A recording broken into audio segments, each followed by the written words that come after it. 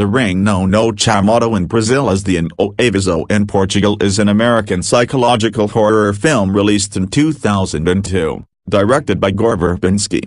With screenplay by Ehren Kruger and soundtrack by Hans Zimmer. It is a re-recording of the original Japanese Ringu, which in turn is an adaptation of Koji Suzuki's novel. The reporter Rachel Keller interpreted pair actor Watts decides to investigate the mysterious death of his niece Katie Embry that was interpreted by Amber Tamblyn. What? According to doctors, died of cardiac arrest. It appears that her death is related to a sinister videotape that is said to be cursed by the spirit of a little girl in white clothes and long hair. Because, at the end of the film, the phone rings and a strange voice announces the death of someone who watches it for a week. At first, thinking that it is just a college rumor, the reporter decides to watch such a tape and, at the end of it, receives the macabre phone call. What once seemed to be just an urban legend, ending up becoming a real terror. When the reporter's son, little Ehren Kruger, suffering from insomnia, find the tape and watch it too. Rachel now has to fight against time, having only 7 days to figure out where the tape came from, who produced it, and why she killed the people who watch it in that short period of time. Rachel goes after the true story of Samara, the little girl who appears in the video. Meanwhile, scary things start to happen.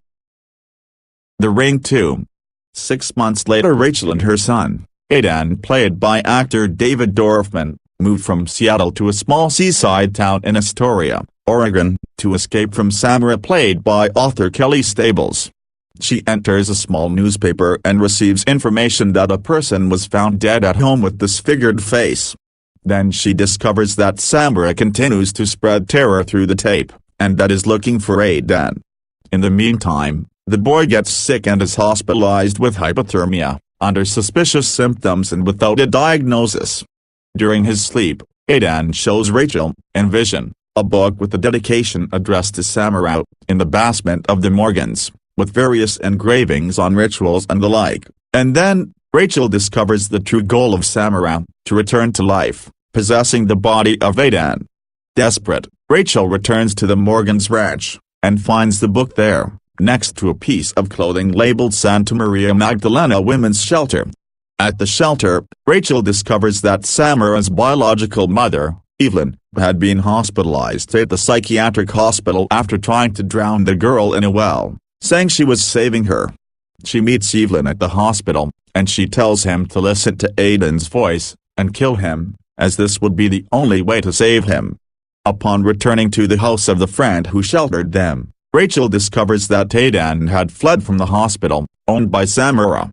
While sleeping, Aiden manages to communicate with Rachel, and tells him to take him to the only thing that Samara is afraid of, into the water, and there, kill him drowned.